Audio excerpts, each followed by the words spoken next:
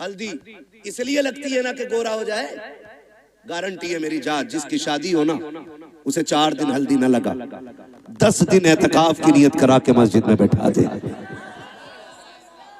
कुरान और तस्बीह दे दो और उससे कह तुझे दुनिया की बात नहीं करनी। अल्लाह की इज्जत की कसम खा के कहता हूं, अगर 10 दिन में चेहरे पे निखार ना आ जाए तो नाम बदल देना।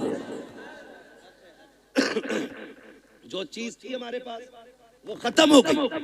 हल्दी अकेला एक की शादी थी तो 4 पीले बने घूम रहे, सारे मेंढक लग रहे है ना।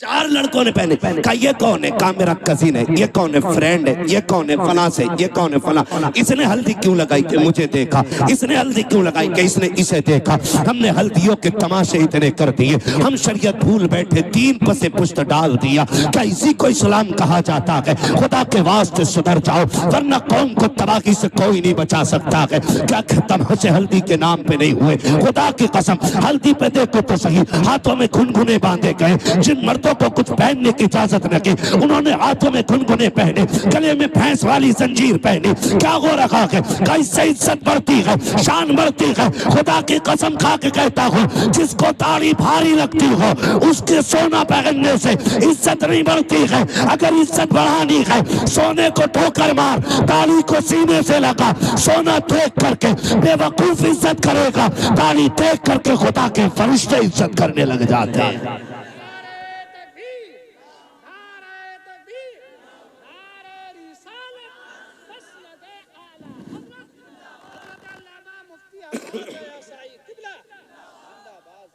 समझ रहे मेरी बात? हल्दी करोगे से बंद करो हल्दी सल्दी, जितनी तूने लगाई है इतने में 4 लोगों का खाना बन जाता। क्या तरीके हैं ये? इस्लाम ने 5 वक्त वुजू का तरीका दिया था। तुझे वो देखे मुंह नहीं निखारा जा रहा, हल्दी लगा के पीला हो रहा है, हल्दी लगा के। और कम लड़कियां नहीं, अब्बा दे रहा 15,000 ले ब्यूटी पार्लर चली जा। कहां ब्यूटी पार्लर अब्बा भेज रहा है, अब्बा। ये भुएं कटवाई जाती है, ये पूछो इन उलमा से, एक बाल तक उखेड़ना हराम है, एक बाल तक। तमाशे हो गए, हद हो गई। जन्नत न तेरे बाप की है न मेरे बाप की है। जन्नत इतनी सस्ती होती ना तो ज़ैनब ने लाशों पे घोड़े देखते हुए दौड़ते घोड़े देखे, लेकिन सर से चादर नहीं सरकने थी। सगे भाई के बदन पे घोड़े दौड़े, सैयदा ज़ैनब ने पर्दा नहीं छोड़ा। देखो तो सही, अकबर की लाश सामने थी लेकिन पर्दा नहीं छूटा। बेटों की लाश पे घोड़े दौड़े, पर्दा नहीं छूटा। तेरी बेटी ने गैर के जाके आगे अपने कपड़े उतार दिए, दुपट्टा हटा दिया, का इतना सजा दे एक रात की दुल्हन बन सको। मैं कहता हूँ मेरी बहन कान खोल के सुन ले, इस महकम से एक रात का हुस्न आता है, अल्लाह वाली बन जा। कयामत के दिन अल्लाह इतना हसीन बनाएगा कि हूरें तेरे हुस्न को देख के रश्क करती नजर आएगी। और नतीजे मेकअप कितने में होता है? अरे पैंट कितने में होता है ये बताओ, सीधी बात। कितने में हो जाता? 10,000, 5,000, 15,000 जैसी क्वालिटी चाहिए। अब तो सब में बन गई है ना। अच्छा उसूल क्या है? दूल्हा बनते तो क्या रकात पढ़ते? कितनी पढ़ते? पीछे वाले भी पढ़ते हैं कि ऐसे ही चले गए थे ससुराल? कितनी रकात? 2 रकात। और फिर तरीका यह है इस्लाम का, 2 रकात पढ़ के गया था, 2 रकात आके पढ़ता। तू भी पढ़ता वो भी पढ़ती, लेकिन वो इसलिए नहीं पढ़ेगी कि वुजू करना पड़ेगा, और वुजू कर लिया तो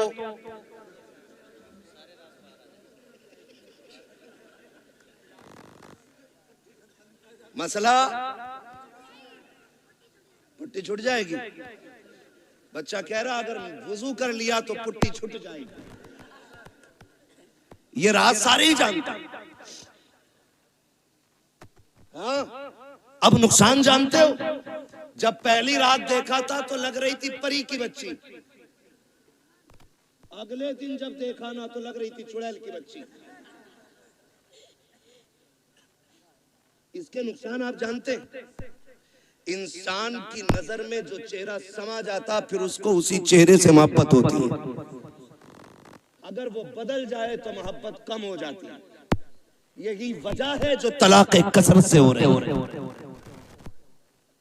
याद रखिए, यही वजह है जो तलाक कसरत से हो रही है। ए मेरी बेटी खातून जन्नत के दर की कनीज कहलाने वाली, जरा सोच तो सकी, तुझे रब ने बाहया बनाया था, तेरी गोद में सलाहुद्दीन आया, तेरी गोद में खालिद बिन वलीद आए, तेरी गोद में उमर इब्न खत्ताब आए, तेरी गोद में अबू बकर सिद्दीक आए। तू नबी तो ना बन सकी, लेकिन नबियों को जन्म देने का शरफ तुझे दिया गया है। तू नबी तो ना बन सकी, लेकिन नबियों को तूने गोद में लेकर लोरियां दी है। रब ने तुझे बड़ा मकाम बख्शा था, बड़ी इज्जतें अता की थी।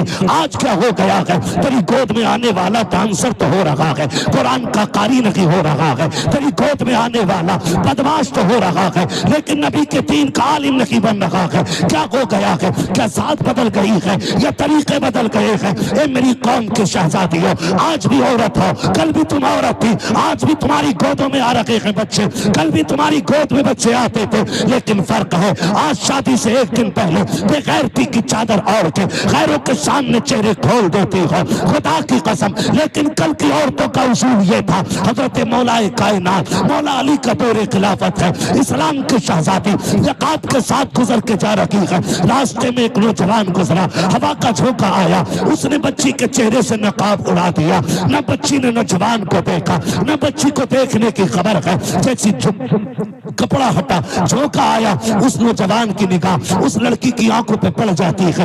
इतनी खूबसूरत आंखें कि दिल दे बैठा। घर आया, खातिमा को बुलाया, कब पता तो करो फला खातून कौन है, कहाँ की रहने वाली है, उसकी आंखें इतनी खूबसूरत हैं। खातिमा ने पता लगाया, कहा फला की बेटी है, फला घर में रहती है। उसने कहा उस तक मेरी शादी का पैगाम पहुंचा दो। कोई बदतमीजी नहीं, कोई बदमाशी नहीं, कोई चैटिंग, कोई कॉलिंग नहीं है, सिर्फ एक बार देखा है, आंखों पे दिल आ गया, पैगाम भेज दिया है रिश्ते का, कहा मैं उससे निकाह करना चाहता हूँ। खातून गई जाके कहती है, बेटी फला नौजवान तुझसे निकाह करना चाहता है। बच्ची ने कहा था वो मुझसे निकाह क्यों करना चाहता है, कहा वो तेरी आंखों का आशिक बन बैठा है। कहा उसने मेरी आंखें कहाँ देखी, कहा तू कल चौक में जा रही थी, हवा के झोंके से दुपट्टा हटा, उसकी निगाह तेरी आंखों पे पड़ गई थी। ए बेटी वो तेरी आंखों का दीवाना बन बैठा है। उसने कहा माई ठहर अभी आती हूँ। अंदर गई, जब बाहर आई है, एक हाथ में चाकू था, दूसरे हाथ में तश्त में रखी हुई आंखें हैं। उसने कहा माँ ये जाकर के आंखें उस नौजवान को दे दीजिए। औरत ने देखा चेहरे पे खून बह रहा है, तश्त में रखी हुई आंखें हैं। कहा बेटी हाँ ये क्या कर दिया, कहा जाओ जाके नौजवान को दे दो और उससे कह दो तेरी निगाह इन आंखों पे पड़ गई है, मुझे कयामत में खातून जन्नत के सामने जाना है। अगर इन आंखों की वजह से उनके सामने शर्मिंदगी उठानी पड़ी तो मेरे जीने का मतलब खत्म हो जाएगा। कहा अम्मी ये आंखें इसलिए निकाल दी है कि जिन आंखों की वजह से आका के सामने शर्मिंदा होना पड़े, मुझे उन आंखों की कतई जरूरत है कि नहीं। आबाद जिंदाबाद, सुभान अल्लाह सुभान अल्लाह। इस्लाम की शहजादियां, और आज जाकर के कपड़े उतार दिए, दुपट्टे हटा दिए। क्या उम्मीद रखते हो ऐसी औरतों की गोद में सलाहुद्दीन आएगा?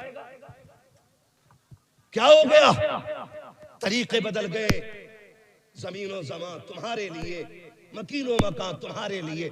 हम मसलक आला हज़रत के नाम पे नारे टटके लगा लेते। कौन है मसलक आला हज़रत पे, बताओ कितने हो? उनकी जिंदगी हम देखें और फिर अपनी जिंदगी देखें। कोशिश करें अल्लाह हमें आला हज़रत के तरीके पे चलाए। हाँ, समझने की भी जरूरत है और पढ़ने की भी जरूरत है। माफ कीजिएगा, कुछ लोग मिजाज बनाए बैठे, जन्नत तो मिल ही रही है। इमाम गजाली जैसा सूफी जिसकी आज तहरीर पढ़ो तो लगता है दिल सीना चीर के बाहर आ जाएगा। मुकाशिफतुल कुलूब पढ़ने बैठ जाओ तो रोंगटा रोंगटा खड़ा होता है। जिसकी तहरीर में इतना असर है उसकी जात में कितना असर होगा। लेकिन जानते उन्होंने क्या कहा था? कहते एक फिक्र चैन से सोने नहीं देती। कौन सी फिक्र? कहा कि ये डर लगा रहता है पता नहीं ईमान पे मौत आएगी कि नहीं। है कोई जिम्मेदारी, है कोई गारंटी? इमाम गजाली जैसी शख्सियत कहती है कि डर लगता है पता नहीं ईमान पे मौत आएगी कि नहीं आएगी। कहते हैं काश कोई ये खुशखबरी दे दे कि जहन्नम में जिसे सबसे आखिर में निकाला जाएगा और निकाल के जन्नत में डाला जाएगा। गजाली वो तू होगा। कहते हैं खुदा की कसम हंसते हंसते जिंदगी गुजार देंगे। ना हम गजाली हैं, ना हम सूफी हैं, सही से पक्के मुसलमान भी हम नहीं हैं, और बेफिक्री इतनी कि डर कोई नहीं है। खुल के गुनाह चल रहे हैं, डट के चैलेंज के साथ। हुजूर निकाह तुम्हारी सुन्नत है, डांस जरूर करेंगे, डीजे जरूर बजाएंगे। बताओ, कौम का बेड़ा गर्क होने को है और मेरी कौम के बेगैरतों को डीजे बजाने से फुर्सत नहीं। मैं उन्हें गैरतमंद कहता ही नहीं जो बेटे के निकाह पे, भाई के निकाह पे, अपने निकाह पे डीजे बजाएं। गैरत क्यों नहीं आती है? निकाह करते वक्त तुझे हुजूर की याद क्यों नहीं आई? मुझे बताया जाए। और ये डीजे बुढ़िया बुढ़िया तुम्हारे यहां भी होती है, वो औरतें जिनके बाल सफेद हो जाते, अगर ढोलक ना आवे ना 7 दिन पहले तो कह रही लगी ना रहे अभी आओ अल्लाह का। गफूरन तू बुला, मजीदन तू मगा बजा। इसके पैर कब्र में लटक गए और इसे बिना ढोलक के मौज ही नहीं आ रही। 3 बजे खीले लेके लौट रही है ढोलक में से, और इससे ईशा की पढ़ने कहते तो कहते घुटने काम ना करते। मुसल्ले पे उठा नहीं जा रहा इससे, और नाली ऐसे कूदती चली जा रही है जैसे हिरन जा रहा है। ये कंडीशन है। जिन हाथों में जिस उम्र में तस्बीह होनी थी उनमें ढोलक है, फिर रोना किस बात का है? इसी वजह से बेटे शराबी बन गए। जब माएं नचनियां होंगी ना तो फिर बेटे सलाहुद्दीन नहीं बनने, फिर शराबी और जुआरी बेटे पैदा होंगे।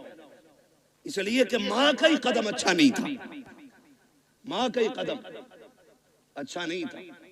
खुदारा रवैये बदलो, अपने रवैये, और ये ढोलक खत्म होगा इंशाअल्लाह। खत्म करेंगे इंशाअल्लाह, वादा कर रहे हैं इंशाअल्लाह। 7 दिन पहले ढोलक बजा, बातें बहुत सारी हो जाएंगी, वक्त मेरा मुकम्मल हो चला है। मैं आपसे चंद बातें कहना चाहता हूं। थके तो नहीं हो ना अभी आप? मेरी बात समझ में आ रही है ना? मैं जानता हूं आप 5 घंटे से लगातार साउंड की आवाज कानों से आपके टकरा रही है। आप थके न थके, पर्दे थक गए होंगे, ये फितरत है। मगर आपसे मैं चंद बातें कहना चाहता हूं। होता क्या है, कै दिन पहले डीजे बज रहे आजकल,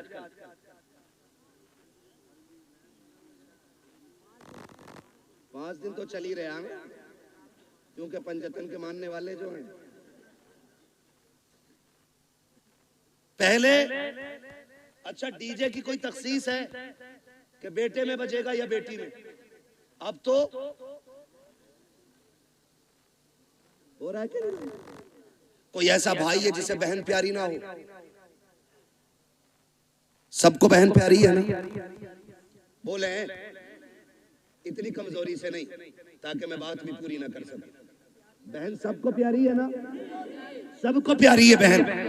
आपने देखा भी होगा जब बेटियां रुखसत होती हैं ना तो बाप मैयत पे इतना दर्द से नहीं रोता जितना बेटी की रुखसती पे बाप रोया करता है।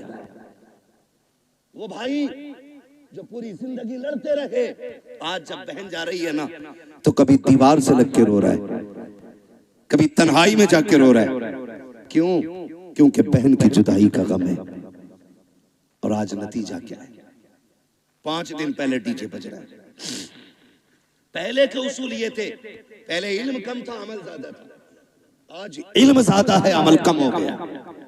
पहले लोग जाहिल जरूर थे, लेकिन जब बेटियों की रुखसत की बारी आती थी, बाप 3 दिन से खाना कम कर देता था, भाई की भूख भाग जाती थी, लोग मना के खिलाते थे, यार खाता क्यों नहीं है? बाप बेटी का चेहरा देख के रोया करता था, मेरे जिगर का टुकड़ा जाने वाला है, इसके बगैर घर में कैसा लगेगा? भाई छुप छुप के रोया करता था, बहन चली जाएगी कैसे ख्याल रहेगा घर में, इसके बगैर कैसे रुका जाएगा? ये ख्याल रुलाया करता था। बाप भाई 3 दिन पहले रोया करते थे। आज हैरत की बात यह है, 3 दिन पहले डीजे बजना शुरू हो जाता है, ऐसा लगता है बहन को रुखसत नहीं कर रहा है, घर की भला टाल रहा है, आई हुई मुसीबत घर से निकाल रहा है। और तुम्हें खुदा का वास्ता, तुम क्या जानो जब बेटियां रुखसत होती हैं, जाओ किसी बाप से जाके पूछना तू बेटी की रुखसती पे इतना क्यों रोया है, इतना तो बेटे के जनाजे पे भी नहीं रोया था। तो बाप हाथ जोड़ के कहेगा मेरी बेटी 18 साल मेरे आंगन में रखी, 22 साल मेरे दरवाजे पे रखी। मौलाना इतना जानता हूँ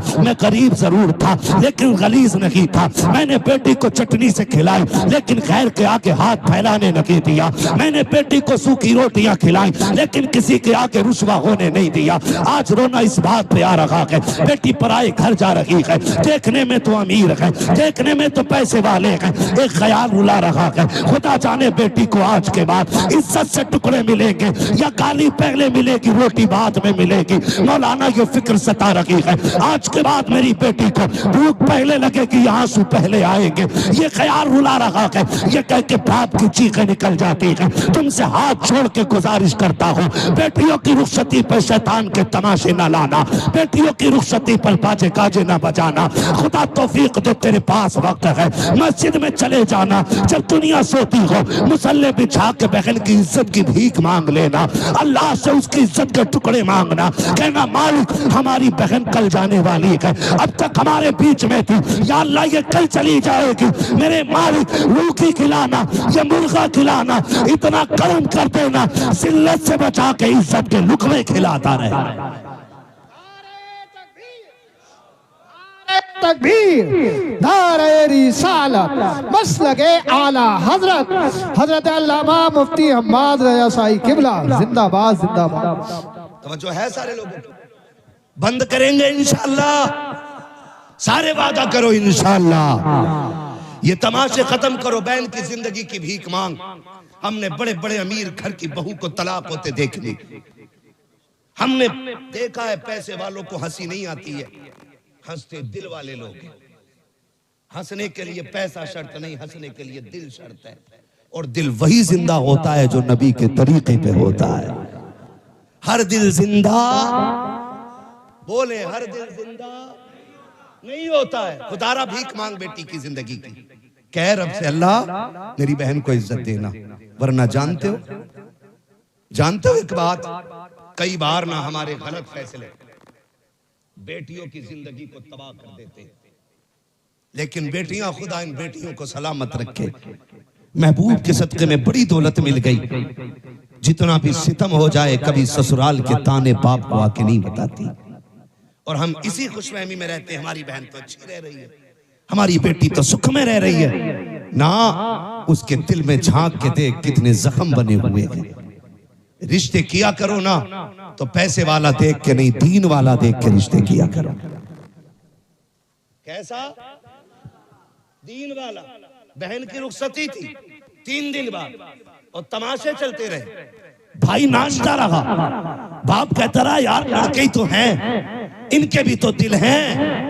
3 दिन तक तमाशे होते रहे, लेकिन जब रुखसती की बारी आई ना, जहेज सजाया गया, चंद बुढ़ियां जो ढोलक में सबसे आगे थी आगे बढ़ी, उन्होंने कहा पगलियो बेड भी लगा दिया, प्लेटें भी लगा दी, कुरान किधर है? आज कुरान याद आ रहा है। कहा क्यों? कहा अलमारी पे सबसे ऊपर कुरान रखा जाए। जब उस दिन कुरान को सबसे ऊपर रखा जाता है, कुरान चीख के कहता जालिमो, जब 3 दिन से गाने बज रहे थे तब तुम्हें मेरी याद नहीं आई थी? आज जहेज के लिए रह गया था मैं, सिर्फ सजावट के लिए बचा था मैं। क्या तुम्हें मेरा ख्याल उस वक्त नहीं आया जब 3 बजे तक तुम बेटी की रुखसती पे गाने बजाते रहे? है कोई जवाब कुरान के इन सवालों का? है कोई जवाब? कोई जवाब नहीं होगा। और याद रखो, जब कुरान शफाअत कराने का हक रखता है ना, तो शिकायत करने का भी हक रखता है। ये याद रखना मेरी बात। शायद इतनी कड़वी तुम्हें कोई कह के ना जाए, किसी के मुरीद टूट जाएंगे, किसी के खलीफा छूट जाएंगे, मुझे कोई फर्क नहीं पड़ता, मेरी ड्यूटी अल्लाह ने यही लगाई है। कुरान अगर शफाअत करने का हक रखता है तो कुरान शिकायत करने का भी हक रखता है। तुमने सिर्फ जहेज के लिए कुरान रखा, फिर जब बेटी रुखसत होने लगी कौन सा तमाशा ना हुआ है? पहली बात तो जब बारात आई तो दूल्हा की गाड़ी वहां तो रुकती नहीं जहां बैठना है। कहां ससुराल के दरवाजे पे, क्यों? वहां वेलकम होना, आग लगे तेरे वेलकम में। वेलकम होना, वेलकम, वेलकम नहीं, ये वेलकम है। हाँ, वेलकम होना है। और वेलकम के लिए किधर गाड़ी गई? किधर जाती है? किसके? मुखिया के, प्रधान के, ससुराल के? किसके गेट पे? ससुराल के गेट पे। खुद बताइएगा। ससुराल के गेट पे गया था, इस्तकबाल किसे करना चाहिए था? मर्दों को करना चाहिए था। किसको करना चाहिए था? मर्दों को करना चाहिए था। भाई होते, चचा होते, बाप होते, ताऊ होते, चचा साथ भाई होते, किसको करना था? लेकिन करता कौन है? ये किसकी घर की है? या तो तेरे घर की है या मेरे घर की है। ये बेगैरती किसके घर में है?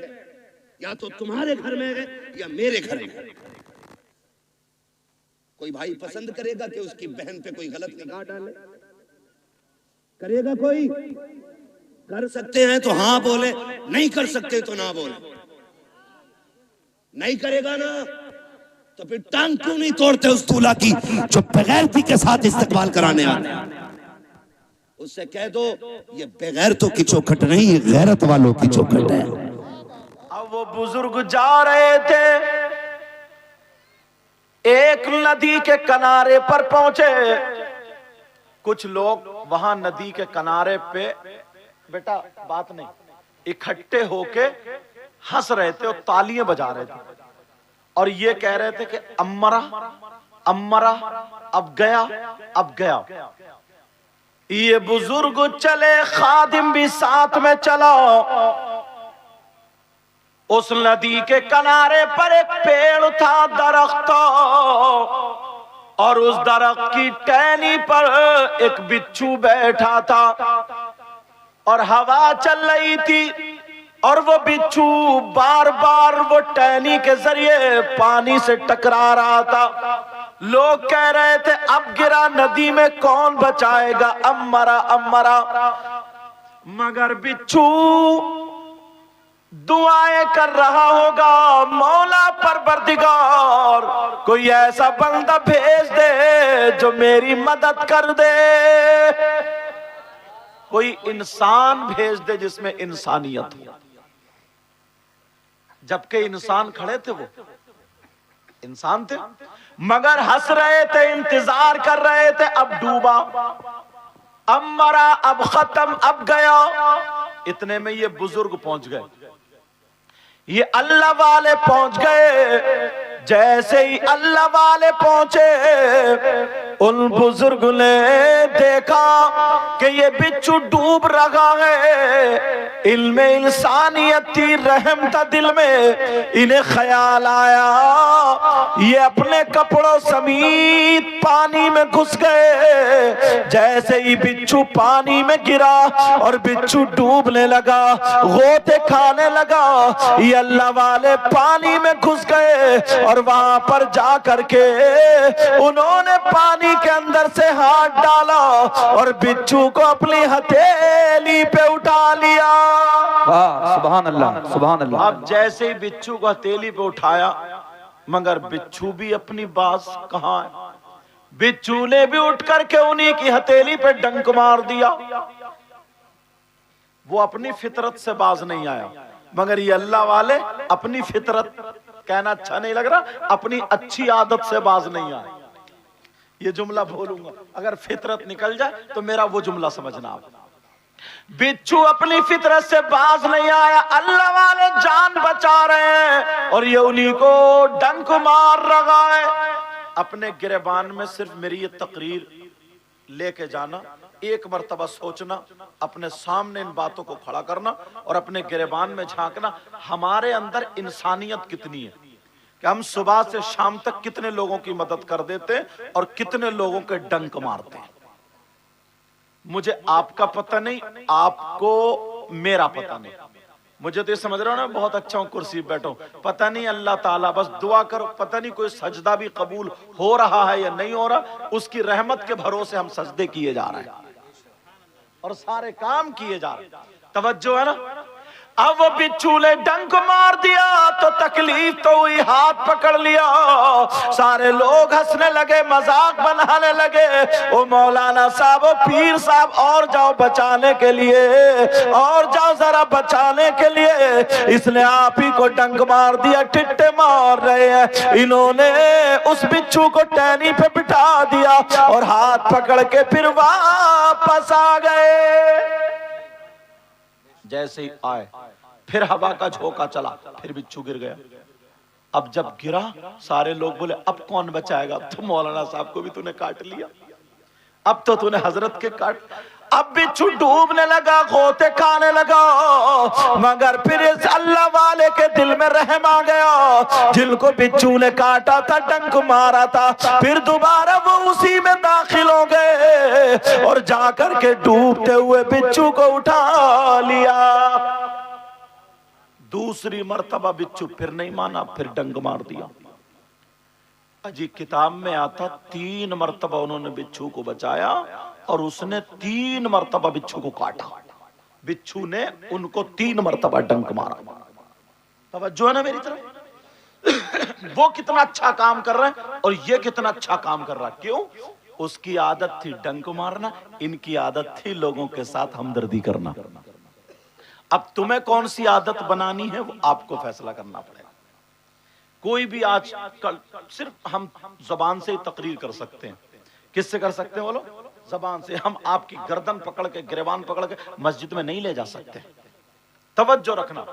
अब वो बिच्छू ने 3 मरतबा जब डंक मार दिया, फिर काटा, डंक मारा, चले आए। मुरीद को गुस्सा आ गया। मुरीद को गुस्सा, कहने लगा सरकार, पकड़ ली उसने पाँव, सरकार बस मुझे 2 मिनट दे दे। क्यों? का इस बिच्छू का अभी तिया पांचा कर दूंगा, इस बिच्छू के टुकड़े। बोले अजीब आदमी है, मैं बचाने जा रहा हूं और तू मारने की बात कर रहा है। मुरीद था, गुस्सा आ गया, कहा सरकार 2 मिनट दे दे, चप्पले इतनी मारूंगा इस कम वक्त की, क्योंकि इसने जो था ना हजरत बचा रहे और आप ही को डंक मार दिया।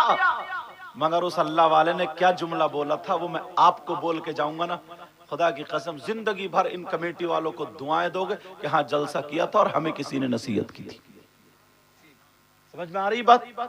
अब जरा सुनो, कहने लगा सरकार जरा मुझे 2 मिनट दे दे, 2 मिनट दे दे। ये मुस्कुराए का बेटा उठ जा, अभी तू कामिल नहीं हुआ है। बेशक बेशक, अभी तू कामिल, बोलो बोलो, अभी कामिल, अभी तूने पूरी तरबियत नहीं पाई है। का बेटा उठ जा, क्यों मारना चाह रहा? का हजरत देखो ना ये अपनी बुरी आदत छोड़ता ही नहीं। सारे लोग हंस रहे थे, मजाक कर रहे थे, इसे मरता हुआ देख रहे थे, मगर आपको रहम आ गया, आपने 1 मरतबा बचाया, 2 मरतबा बचाया, 3 मरतबा उसको बचा लिया, मगर ये इसने अपनी बुरी आदत नहीं छोड़ी। तो उस अल्लाह वाले ने क्या कहा था सुनो, उन्होंने कहा बेटा जब ये अपनी बुरी आदत नहीं छोड़ सकता तो फिर मैं अपनी अच्छी आदत कैसे छोड़ दूं? सुभान अल्लाह, सुभान अल्लाह। बेशक, नारे तकबीर, नारे रिसालत, उलमाए अहले सुन्नत, सैयद मुकीमुल साहब क़िबला, नारे तकबीर, सुभान अल्लाह। यार हजरत जरा सोचने की बात है, तुम मेरे भाई हो, चचा हो, बुजुर्ग हो, जो जिस उम्र में हो वो समझ लियो, जिसकी तरबियत नबी ने की हो, जिसकी सहाबी कौन होता है? सहाबी वो नहीं होता जो बुखारी शरीफ पढ़ ले। तवज्जो रखना उलमा, मैं थोड़ा नीचे से बुनियाद बना के लाऊंगा। अच्छा, सहाबी वो नहीं होता जो फजीलत की डिग्री हासिल कर ले, कुरान शरीफ हिफ्ज कर ले। सहाबी कौन होता है? सहाबी वो होता है जिसने ईमान की हालत में, होशो हवास में, अपने माथे की आंखों से आका अलैहि सलातो व सलाम को देखा हो और उसका खात्मा ईमान पर ही हुआ। ये कौन होते बोलो? सहाबी। यार हमारा उनके मुकाबले में पूरी दुनिया के वली, वुतदा, वुजबा, नुकबा, गौस, कुतुब, अब्दाल, सबको, अगर मैं गलत बोलूंगा यहाँ पे बड़े बड़े उलमा, मिसबाही हजरात हैं, मुफ्तियान किराम हैं, मुझे पकड़ लेंगे ताकि मेरी भी इस्लाह हो जाए, वरना एक एक बात करेक्ट बोल के जाऊंगा, क्योंकि पहले मैं मदरसे से ताल्लुक रखता हूं, बाद में इस कुर्सी पे आया। अल्लाह गुरूर, तकब्बुर, घमंड, रिया से बचाए। समझ रहे? मैं जो है ना, जहनों में जो थोड़ी बहुत गर्दिश, गर्दो गुबार, मैल आ गया, वो साफ करना चाहता हूं, क्योंकि तुम मेरे भाई हो। समझ रहे मेरी बात? और ये चैनल के जरिए बहुत दूर तक पहुंचेगी। सुनो, सहाबी जिसने माथे की आंखों से अपने नबी को देखा हो, समझ रहे मेरी बात? ईमान की हालत में और ईमान की हालत में गया हो, वो सहाबी पूरी दुनिया के मौलवी, मुफ्ती, पीर, वुतदा, वुजबा, नुकबा, गौस, कुतुब, अब्दाल सब मिलकर के भी अगर एक सहाबी के मर्तबे में उनको तोला जाए तो सब के सब सहाबी के मर्तबे को नहीं पहुंच सकते। उसका मकाम कितना ऊंचा हो गया। यार हम हैं, थोड़ी सी बात अपने जहन के एतबार से हमें मिल गई, कहीं मिल गई जहन के एतबार से, जबकि हम उसको नाकिस जहन वाले हैं, हम इतना इल्म नहीं, तो कोई किसी सहाबी के बारे में कुछ भी बोल देता है। अल्लाह के वास्ते, रसूलुल्लाह के वास्ते, यार जिससे मेरे नबी राजी हो और वो नबी से राजी हो और तुम या हम उनके बारे में उंगली उठाएं, तो बताओ ईमान का खतरा है कि नहीं? खुद सोचो, ईमान का खतरा। और एक चीज और बता दूं, मैं तुम्हें आज साफ कर दूं, तुम किसी भी पीर से मुरीद हो, तवज्जो रखना, फिर मैं तकरीर शुरू करूंगा, किसी भी, कोई भी पीर हो, मगर वो उस पीर का सिलसिला हुजूर सल्लल्लाहु अलैहि वसल्लम से जाके मिलता हो और इतना इल्म रखता हो जो कम से कम किताबों को देख करके अपने जरूरियात के मसाइल को हल कर सके। समझ रहे मेरी बात? और उसका अकीदा भी सही हो।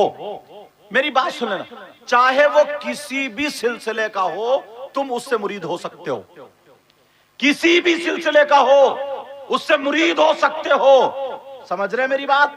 अब जब उससे मुरीद हो गए तो तुम पर यह जरूरी है, सारे पीरों से सबसे ज्यादा मोहब्बत अपने पीर से करो, मगर ये ऐसी मोहब्बत ना हो कि अपने पीर की मोहब्बत में दूसरे के पीर की तौहीन हो जाए, ऐसा हरगिज नहीं हो। समझ रहे मेरी बात? ऐसा हरगिज नहीं हो। ये सारे के सारे जितने भी पीर, जितनी भी शाखे सिलसिले, सब मेरे नबी के समंदर से जाके जुड़ती हैं, फैजान का जो समंदर है। समझ रहे ना मेरी बात? अब मैं जो बता रहा था, ये गौर करो, तवज्जो करो, हमें अपनी आदत संभालनी चाहिए। वो बुजुर्ग कहने लगे, बेटा जब ये अपनी बुरी आदत नहीं छोड़ सकता तो तू क्या चाहता कि मैं अपनी अच्छी आदत छोड़ दूं? हरगिज नहीं हो सकता। बेशक बेशक। आज के बाद क्या करोगे? बोलो अच्छी आदत, बोलो अच्छी आदत, बोलो बनाओगे ना, बोलो इंशाअल्लाह। जरा और सुनो, तुम्हें पता चल जाएगा। मेरी बहनें यहां पर हाजिर हैं, इनके लिए एक मसला, हदीसों का निचोड़ बताऊंगा। मर्द जितने भी हैं जिनकी शादी हो गई, औरतें जितनी भी उनकी शादी हो गई, उनके बारे में बातचीत चल रही है। मर्द जितने भी हैं, इनके रिश्तेदार जो भी हैं, इनकी बेटी भी है, बेटा भी है, भाई भी है, चचा भी, ताऊ खालू मामू सब। औरतें भी जितने रिश्तेदार है, चचा ताऊ खालू मामू सब।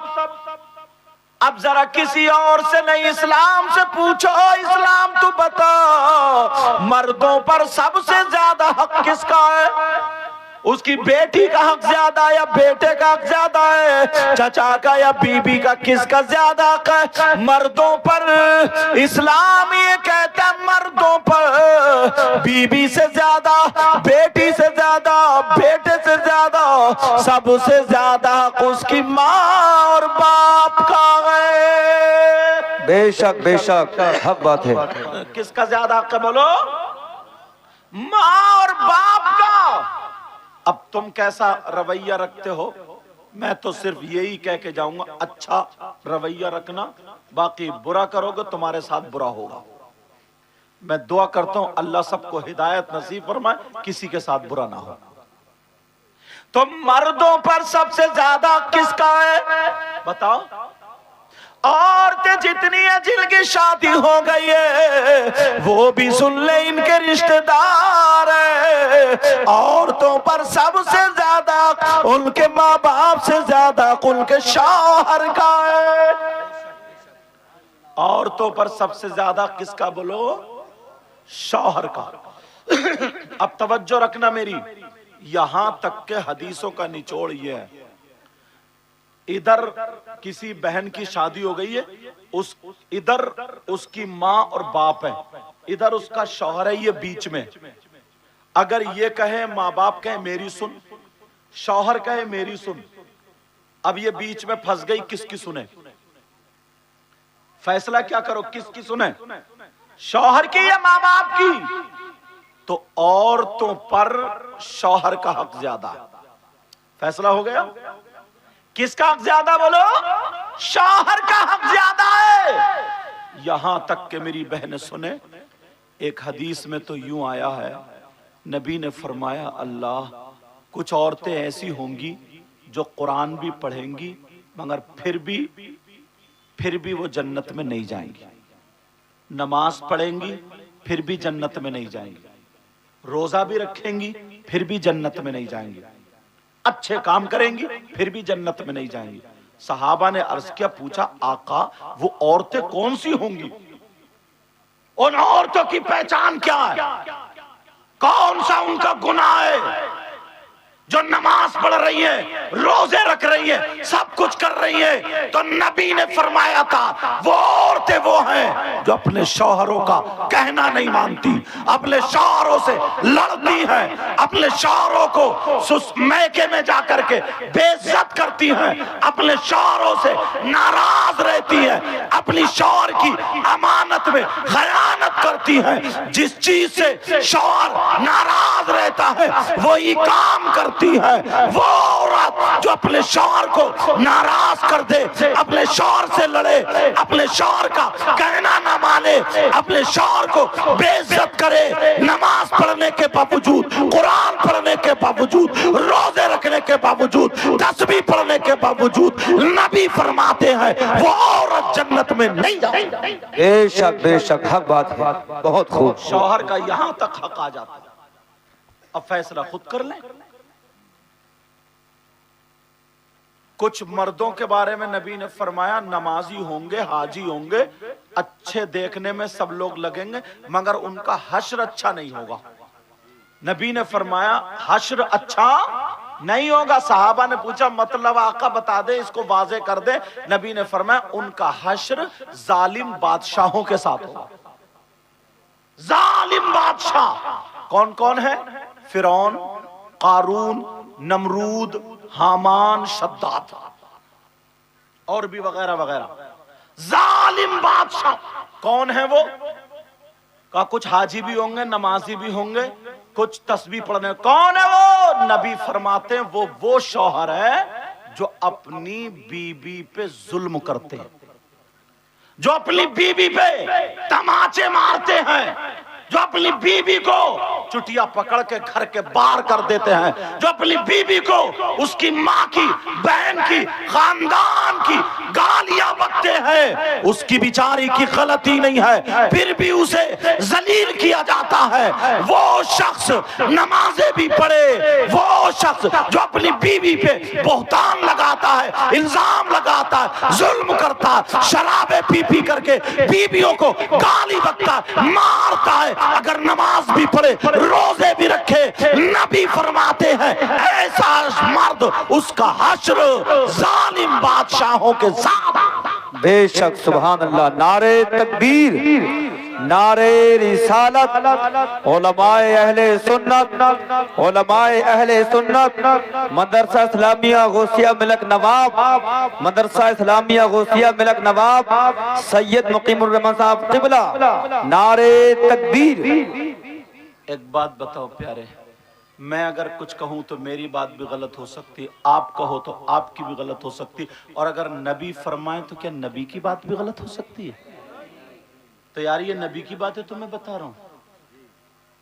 औरतों को शौहर की इजाजत के बगैर घर से कदम निकालना जायज नहीं। औरत पर शौहर का इतना हक है कि घर से कदम निकालना जायज नहीं शौहर की इजाजत के बगैर। अब ये खुद अपने आप को समझ लें, मैके जा रही हैं तो इजाजत ले रही हैं नहीं ले रही हैं, मेले ठेले में जा रही हैं इजाजत ले रही हैं नहीं ले रही हैं, उर्सों में जा रही हैं, मज़ारात पर जा रही हैं, जहां भी जा रही हैं, ये खुद समझ लें इजाजत ले रही हैं या नहीं। अल्लाह